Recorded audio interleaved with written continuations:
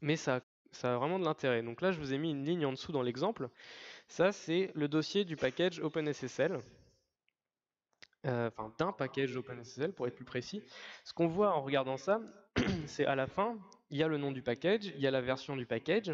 Bon, ça c'est normal, sinon on ne sait plus où sont les trucs. Mais ce qui est super important, c'est la première partie qui est en fait un hash cryptographique qui correspond à un hash du graphe des dépendances de ce package. Et c'est là où c'est un petit peu magique, je pense, ça débloque plein de propriétés super cool qu'on va voir après. C'est qu'en fait, OpenSSL, de la manière dont il est défini, il va dire, bah, pour construire OpenSSL, j'ai besoin d'un certain nombre de trucs, notamment bah, les sources, un compilateur, et plein d'autres utilités dont on pourrait avoir besoin.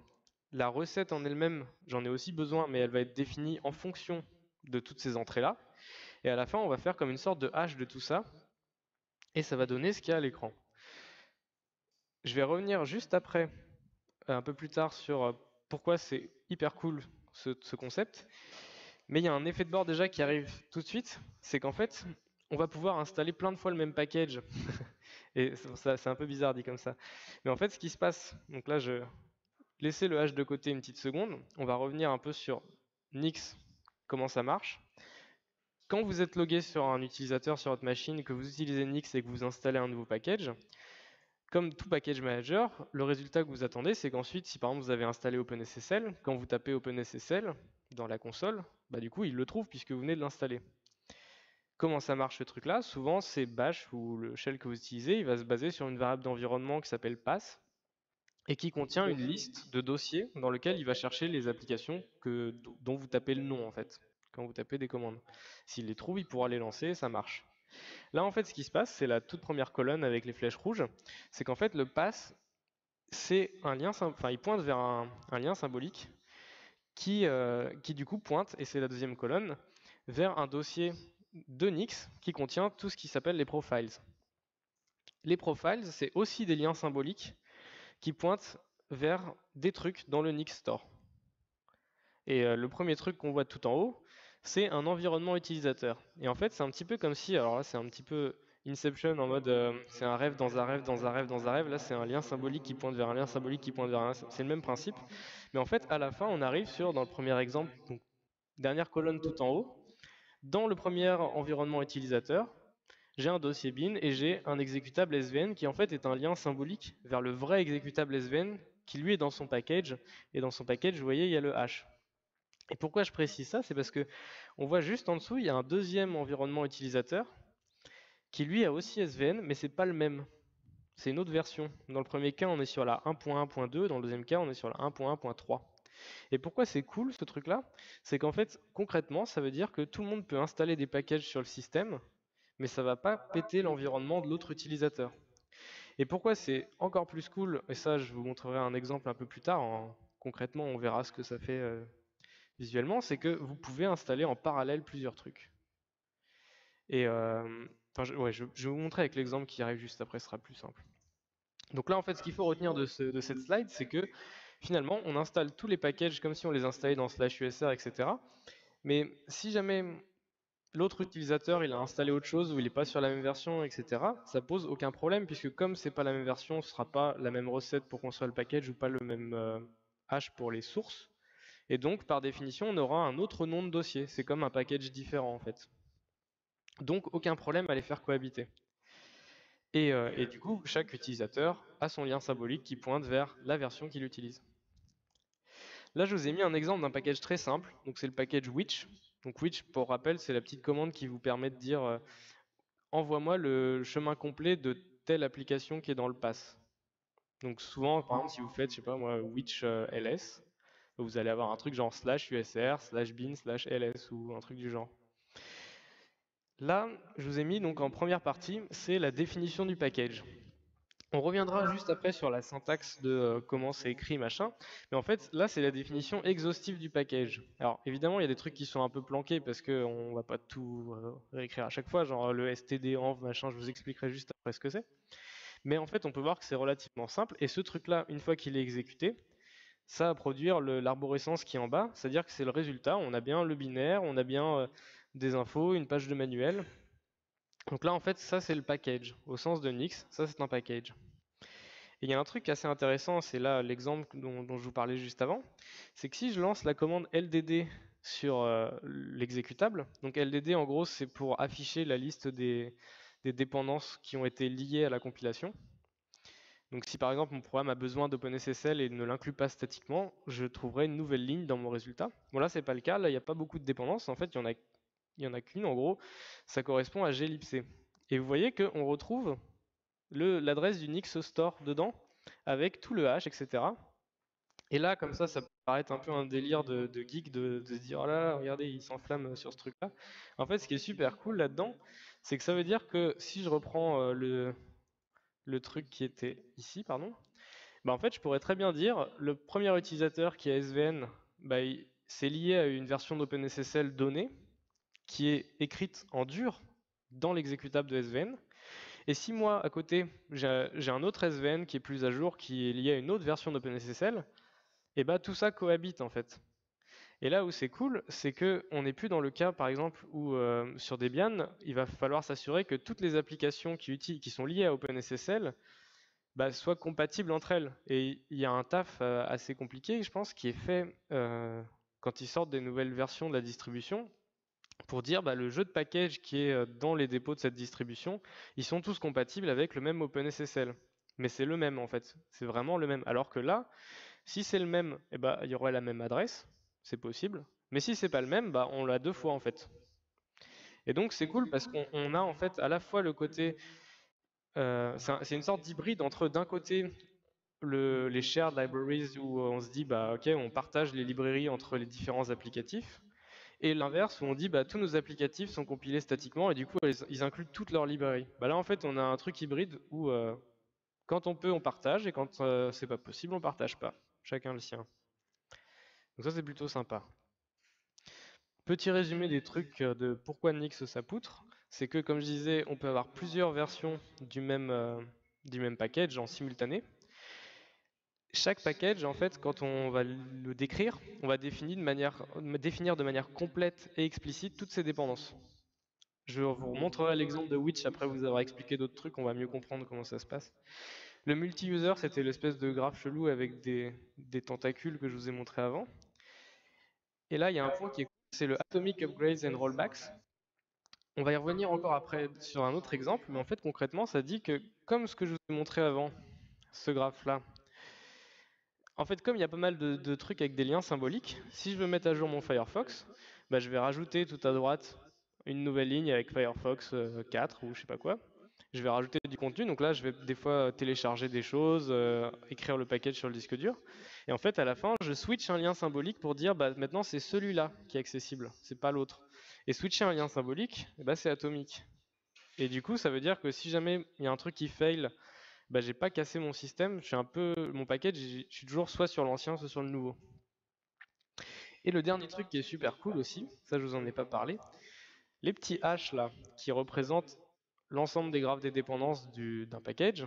En fait, là où c'est cool, c'est qu'on peut avoir un cache là-dessus. C'est-à-dire que comme nos builds sont reproductibles, si on a les mêmes inputs, on aura forcément le même output. Eh bien, quand on a calculé le hash et du coup, qui représente toutes les inputs, bah, en fait, ce qui se passe, c'est qu'avec NixOS, en tout cas, on interroge un cache, et puis ça va vous dire, ok, ce package-là, j'ai déjà le résultat en cache, donc t'as pas besoin de le recompiler. Par contre, s'il n'a pas le résultat en cache, et bah là, on va suivre la recette et le compiler sur notre machine.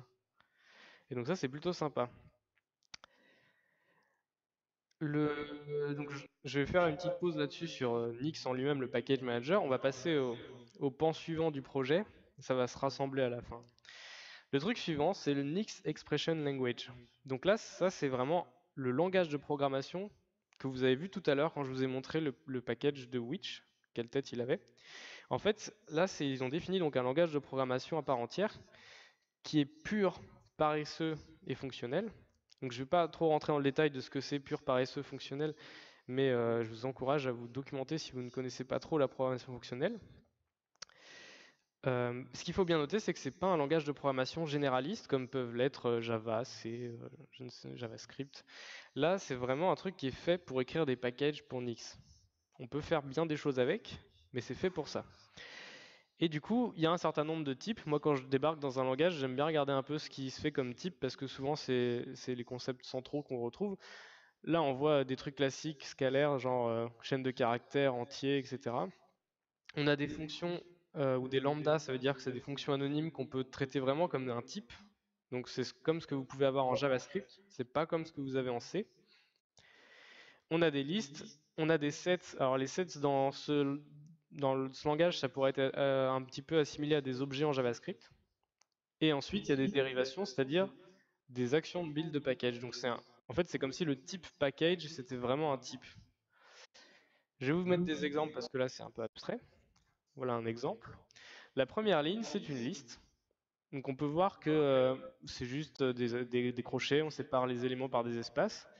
Il y a plusieurs manières de noter des chaînes de caractères parce que des fois je mets des guillemets doubles, des fois je mets deux guillemets simples, mais ça fait la même chose. Et en quatrième élément, je peux utiliser des variables qui sont définies avant avec de l'interpolation. Donc voilà, ça c'est la syntaxe, c'est pas très très intéressant. Ensuite, j'ai une lambda où je définis une fonction qui s'appelle f qui prend un paramètre x et qui renvoie le paramètre multiplié par lui-même. Ok, ça c'est pas ouf.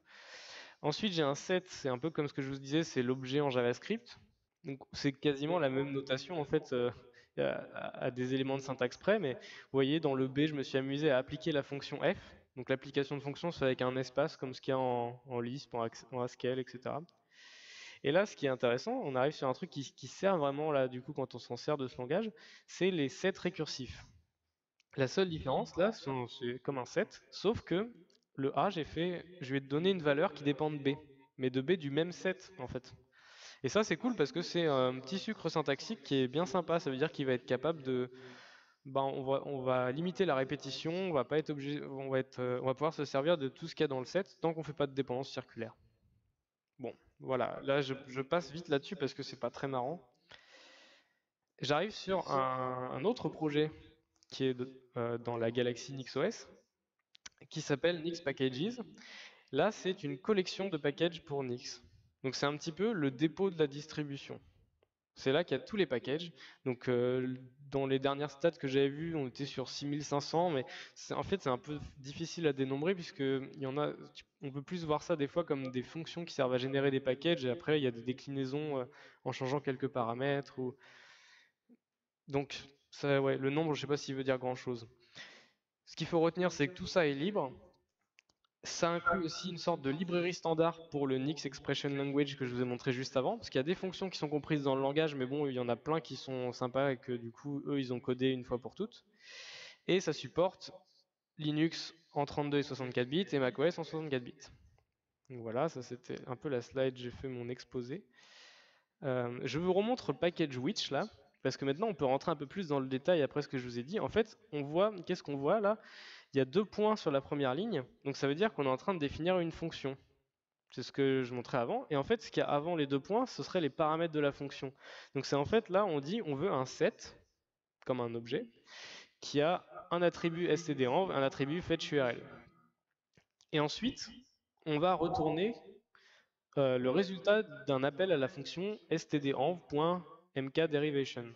En fait, ce truc-là, alors je ne vais pas rentrer dans le détail non plus parce qu'il n'y a pas le temps, c'est un truc de la lib standard qui permet de créer une dérivation en se servant d'un objet, d'un set du coup dans le langage de Nix. Et cet objet, c'est le truc qu'on passe juste après en paramètres, où en fait on définit le nom du package, on définit des sources, c'est là qu'on utilise le fetch URL, et on définit des trucs un peu méta, la licence, la plateforme pour laquelle c'est compatible, etc.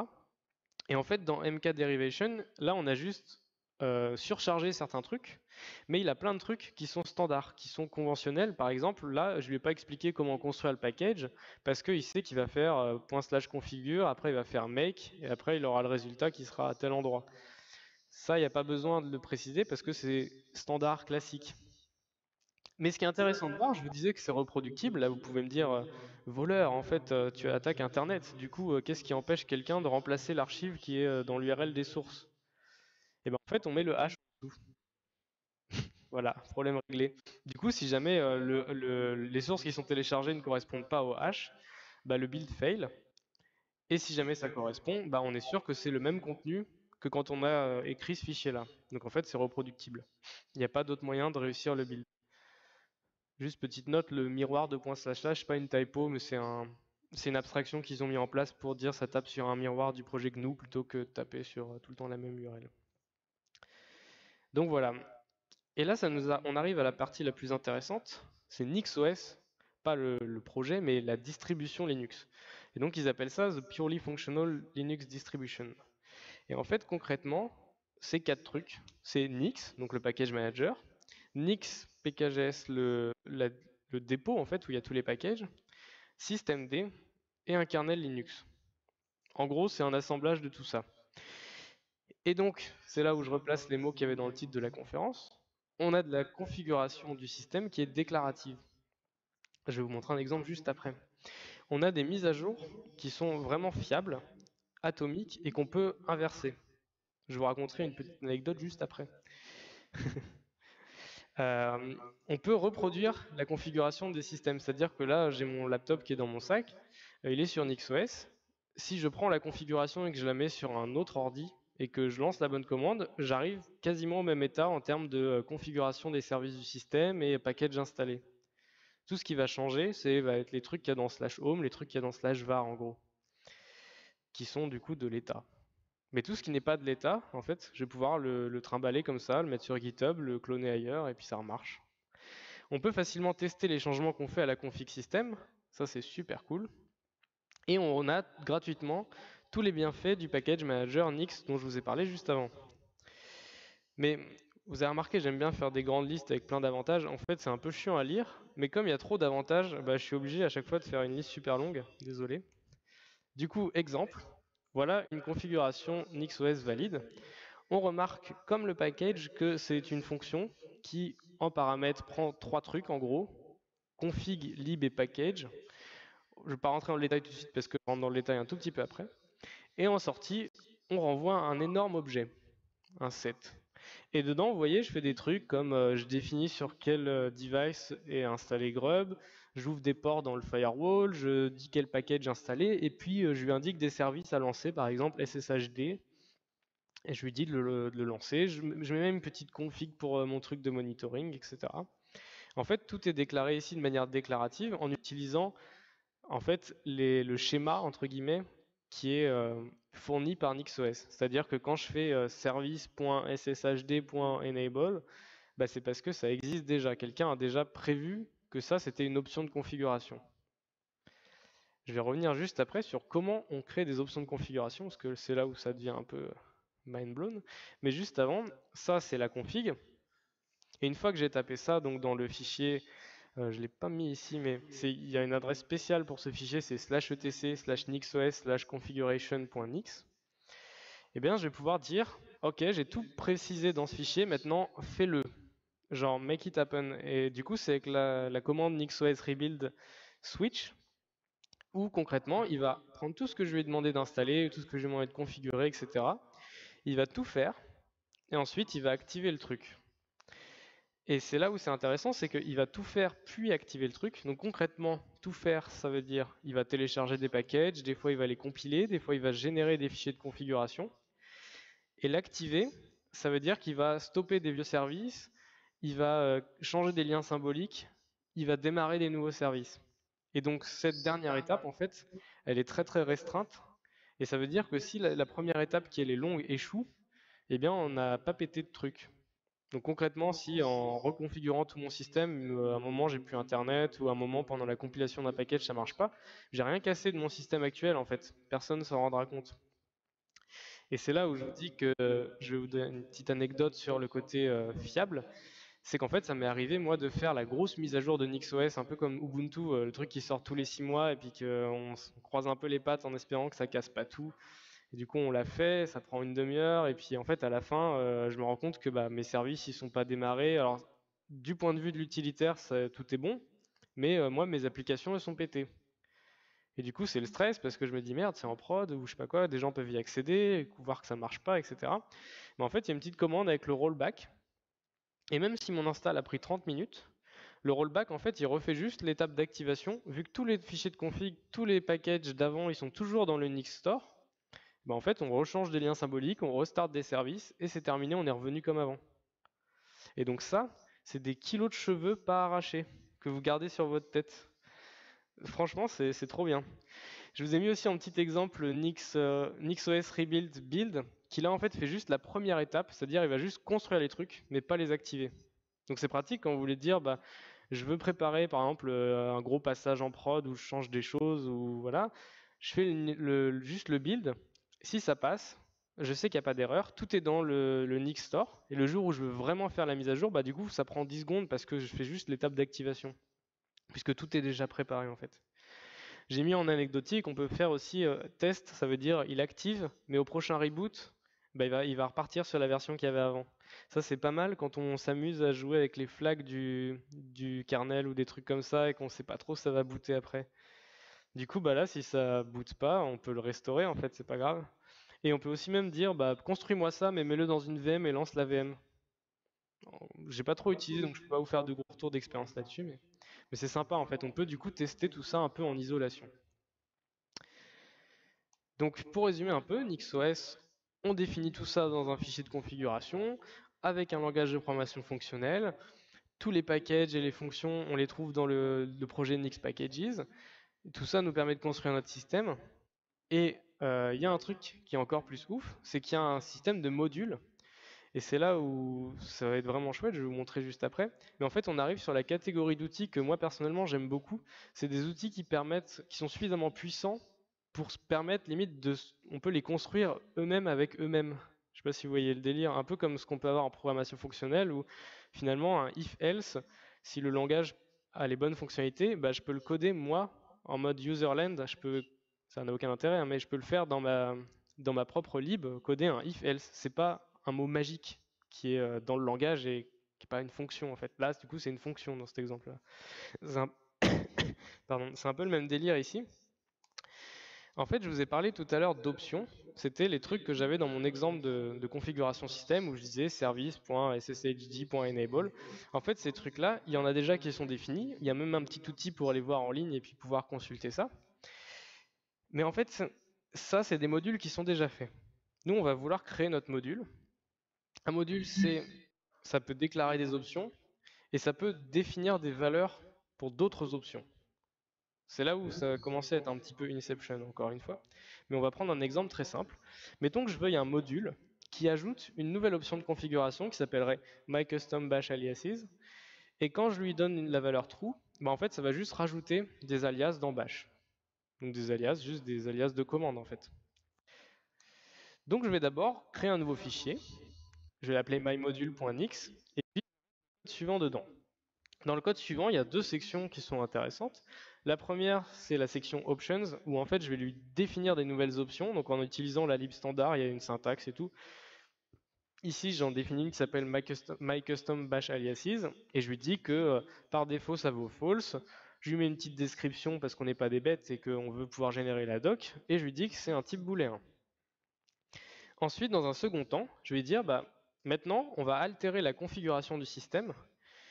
Si jamais cette option qu'on a définie juste avant, elle est à vrai, à ce moment-là, je vais définir une valeur pour une autre option qui est celle de programs.bash.shell aliases, où là je définis mes alias. Donc en fait, au lieu de définir mes alias directement dans ma configuration, j'ai fait une petite abstraction qui dit que quand tu passes un flag à true, bah, ça va les ajouter à la configuration du système.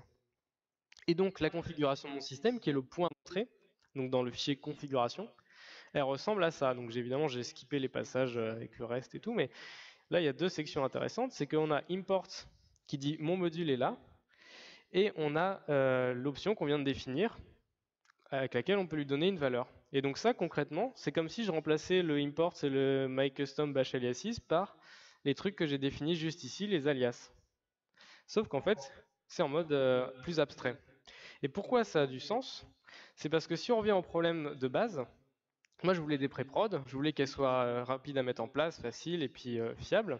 Et bah, c'est qu'en fait je peux écrire toute cette logique avec des modules NixOS. Et donc j'ai créé un petit prototype qui s'appelle Knights of Nix, parce que j'aime bien les Monty Python, où en fait c'est une abstraction par-dessus NixOS qui me sert à gérer tous mes environnements de pré-prod pour des applications PHP basiques ou statiques, des sites web statiques. Donc je précise, c'est un POC, c'est un proto, c'est pas un PAS. Il n'y a pas la même exigence de qualité, il n'y a pas le même contexte, c'est pas du tout le délire de recréer un PAS.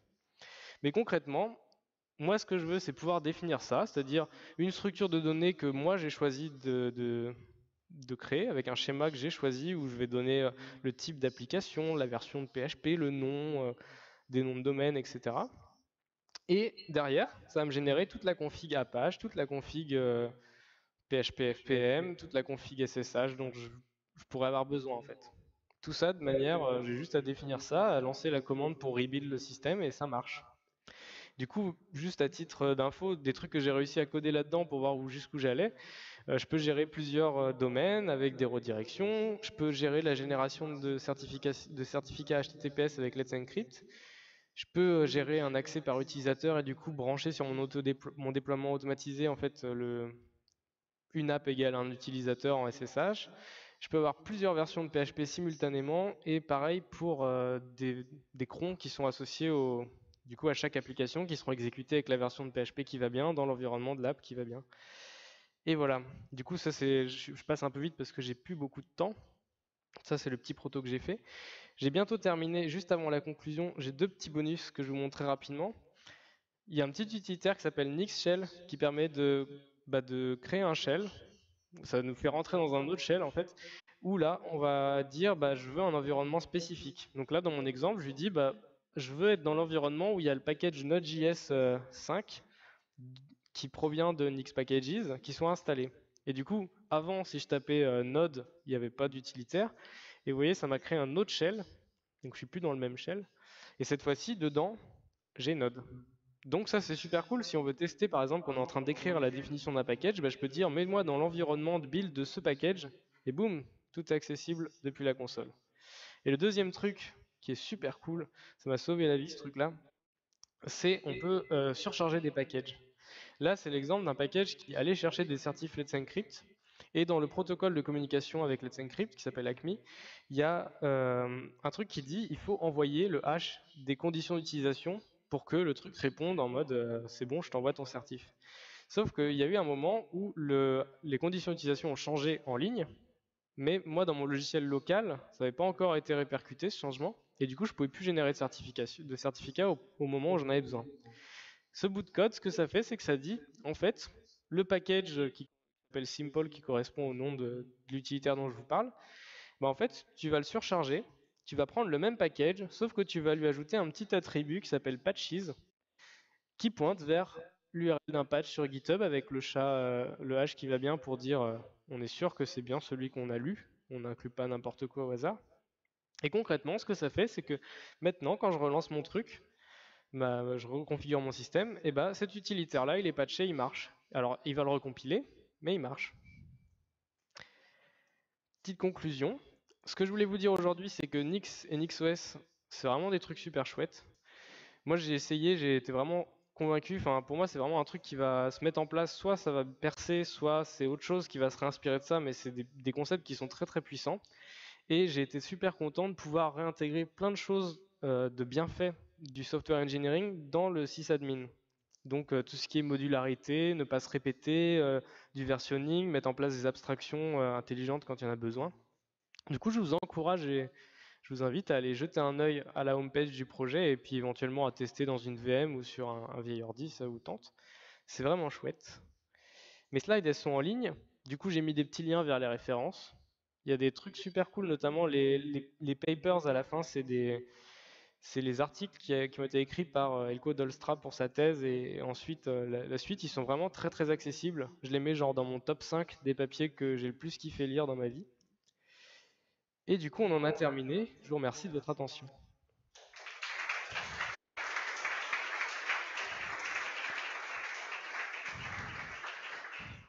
Alors, je ne sais pas combien de temps exactement il me reste, mais vu que j'ai 5 minutes, donc est-ce que vous avez des questions? Oui?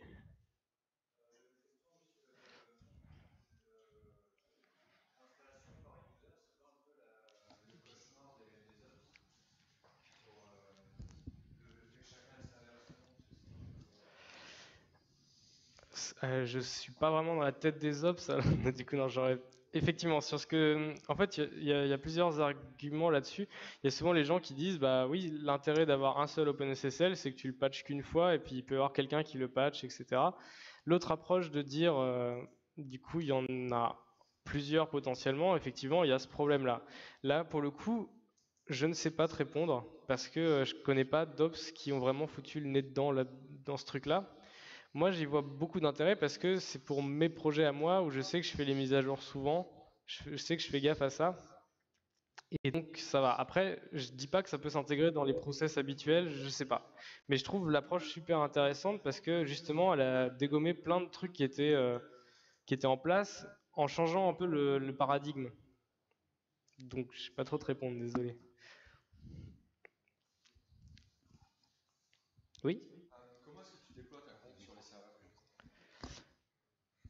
Attends, je te répète la question dans le micro, ça. Je disais, comment est-ce que tu déploies, enfin, tu as montré plein de fichiers de conf dans ETC, conf, quelque chose, mais comment est-ce qu'ils sont arrivés en fait sur les serveurs? L'intérêt, c'est quand même de pouvoir les manager dans un repo, mettons GitLab, comme tu disais. Comment est-ce que tu fais la transition de c'est dans un repo sur les machines de dev, et à un moment, ça finit sur le serveur dans le bon dossier? Bah, là, pour le coup, je suis encore en mode très naïf sur le truc. Moi, ce que je fais pour le moment, c'est que j'ai ma configuration qui est sur GitLab. C'est pas pareil que mes projets, hein, mais j'ai ma configuration sur GitLab et en fait, à chaque fois que je veux mettre à jour mon système, avant, je fais un git pull de la configuration. J'entends bien que c'est peut-être un peu naïf et pas très précis comme truc, mais pour le moment, c'est ce que j'utilise. Déjà, ça me permet de me dire toute ma configuration est dans Git. Donc, il y a des backups, c'est ailleurs, etc. Je peux faire des branches, je peux patcher, etc. Ça, c'est cool. Et du coup, voilà, c'est à peu près ça que je fais. Je sais qu'il y a d'autres moyens, ça c'est un des autres projets de NixOS dont j'ai pas parlé. Il y a des projets NixOS, notamment, je crois que c'est NixOps. Le truc est foutu pour dire, tu décris plus juste ton système, tu décris une sorte d'archi. Alors, je sais pas dire jusqu'où ça va dans le délire, mais c'est ce que j'en ai compris pour le moment. Ça décrit une archi où tu vas dire, voilà la config du système de telle machine, celui de telle machine, etc. Et après, ça va être capable de provisionner des VM, de pousser la config dessus, de tout construire. Mais donc là, moi, je fais du git pull en fait. Est-ce qu'il y a d'autres questions? Non, bah encore une fois, je vous remercie. Si jamais vous voulez parler de ça avec moi ou d'autres choses, je serai là jusque dans quelques heures. Voilà, sinon bonne fin de journée et bonne fin de conf.